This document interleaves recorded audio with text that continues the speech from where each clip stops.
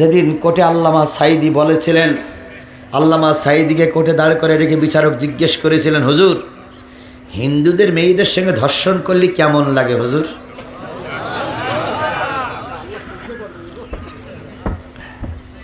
আল্লামা সাঈদীর বুকে ছিল আল্লাহর কোরআন। সাঈদী সাহেবের চোখ বেয়ে টপ টপ টপ টপ করে পানি পড়তেছে।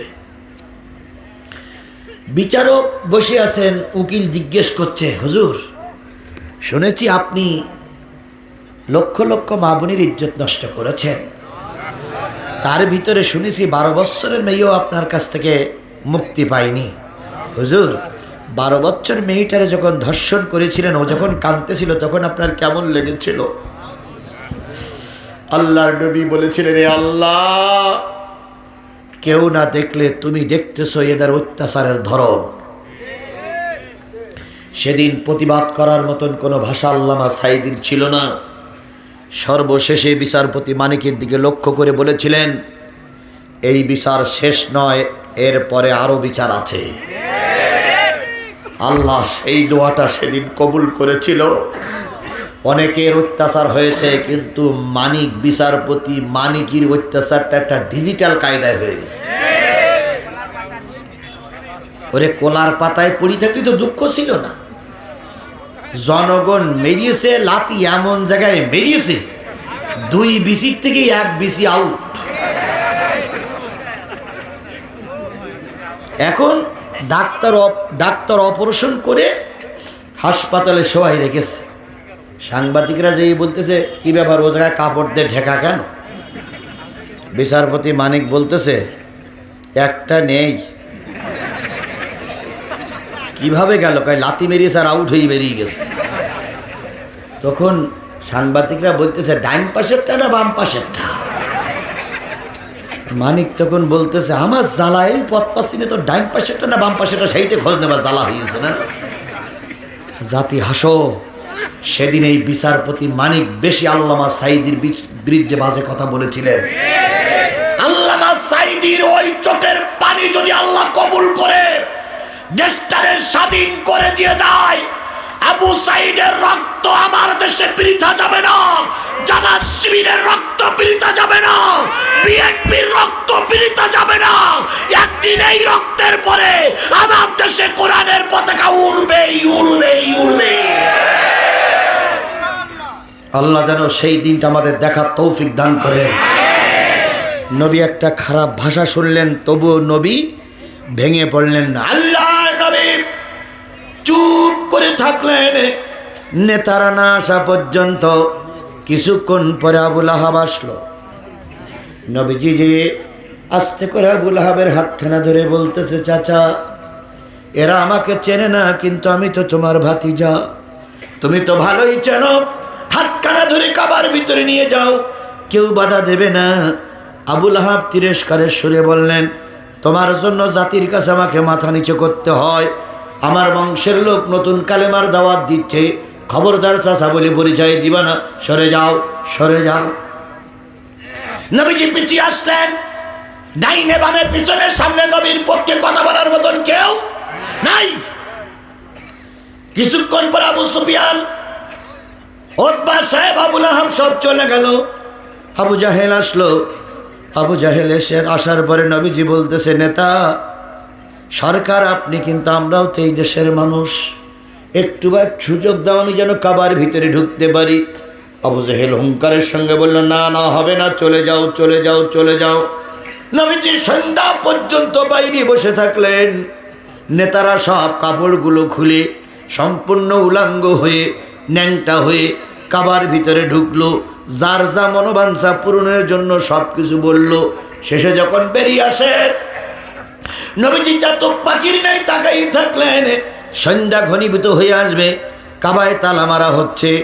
নবীজি আবার বললেন, ওসমান ইবনে তালহা ভাই আমার, ওরা তো সব চলে গেছে, এখন তো তোমার কাছে কৈফাত তলব করার মতন আর কেউ থাকলো না।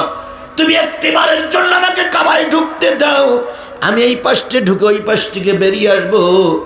সকাল থেকে দুপুর পর্যন্ত বসে আছি। ওসমান ইবনে তালহা খুব মেজাজের সুরে, দালালির সুরে বলল, তোমার মতন অপবিত্র লোকের ভিতরে ঢোকা যাবে না, বেরিয়ে যাও। খবরদার কোনোদিন কাবায় ঢোকার চান্স দিবা না। আমি বেঁচে থাকা অবস্থায় তোমাকে কাবায় ঢুকতে দেব না, দেব না, দেব না। নবী যেই কথাগুলো শোনার পরে দারুণ ভেঙে পড়লেন, কিন্তু নবী হাল ছাড়লেন না। কাবায় তালা দিয়ে চাবিটা যখন ঘুরাইতে ঘুরাইতে ওসমান চলে যাচ্ছিলেন নবীজির সামনে দিয়ে খুব অহংকারের বশবর্তী হইয়া, সেই সময় আল্লাহর নবী বললেন, ওসমান ইবনে তালহা, দাঁড়াও, দাঁড়াও, দাঁড়াও। কি হয়েছে? সকাল থেকে বসে আছি, চাবিটা দিলে না, দিলেও তোমার সরকার ঠিক পেত না, তার উপরেও দিলে না। আমি অধৈর্য হইনি। যাবার আগে একটা কথা শুনে যাও। কই কি? কয় তোমার কাছে কাগজ কলম আছে? কয় কেন? কয় লিখে নাও কথাটা। কয় সেটা কি? কয় তুমি আমাকে কাবায় ঢুকতে দিলে না, ওই কাবার চাবি তুমি ঘুরাতি ঘুরাতি নিয়ে যাচ্ছ অহংকারের বশবর্তী হয়ে, তুমি লিখে রাখো ওই চাবি একদিন নবী মুহাম্মাদের হাতে আসবে। আরেকটু জোরে বলবেন না আল্লাহু আকবার। সেদিন নবীর পক্ষে কেউ ছিল না। নবী সেদিনকে বলেছিলেন যে ওই চাবি একদিন আমার হাতের ভিতরে আসবে। ওসমান ইবনে তালহা চলে যাচ্ছিলেন, আবার ফিরে দাঁড়াই বললেন, কথাটা কি হইল? ছোট মুখী বড় কথা। নবীজি বললেন, যেটা হলো এটা লিখে রাখো, দিন তারিখ দিয়ে লিখে রাখো।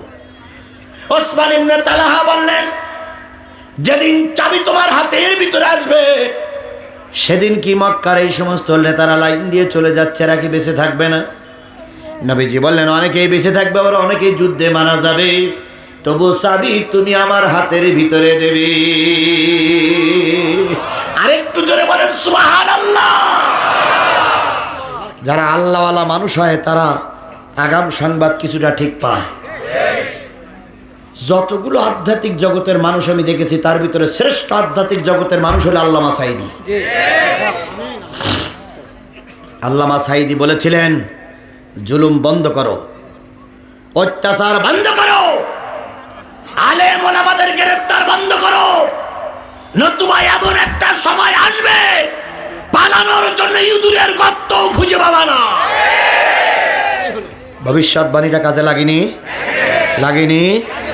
উনি আর একটা ভবিষ্যৎবাণী করেছিলেন, বাংলাদেশের 12 কোটি মুসলমানদেরকে মৌলবাদ বলে গালিগালাজ দাও। মৌলবাদীরা থাকে হলো গাছের গোড়ায়, আর তোমরা যারা আমাদেরকে মৌলবাদ মৌলবাদ বলে গালিগালাজ করছো তোমরা হলে আগাবাদী। তোমরা সব আছো কোথায়? গাছের আগায়।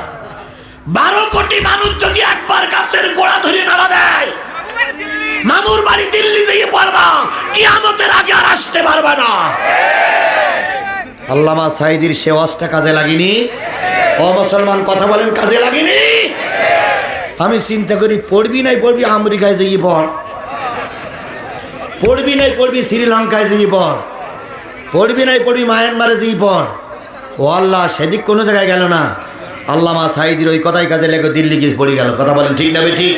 সুতরাং আল্লাহ নবীদের কথা যেমন কাজে লেগেছে, যাদের ইলমের শক্তি আছে, যারা ইলমে মারফত বোঝে, তাদের ভবিষ্যৎবাণীটাও আমাদের দেশে হারে হারে হারে হারে কাজে লেগে যাচ্ছে।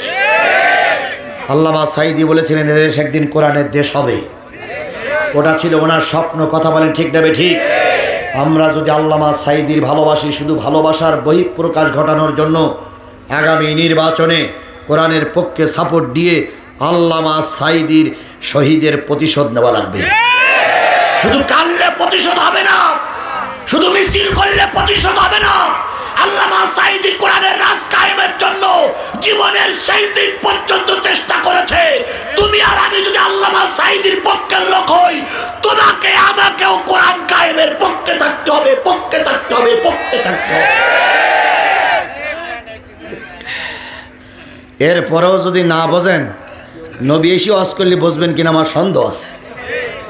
কিছু কিছু লোক বলে যে হুজুর এতক্ষণ কি বুঝলো তা বুঝলাম না। বোঝোতে বোঝো, না বুঝলিতে কসু কসু।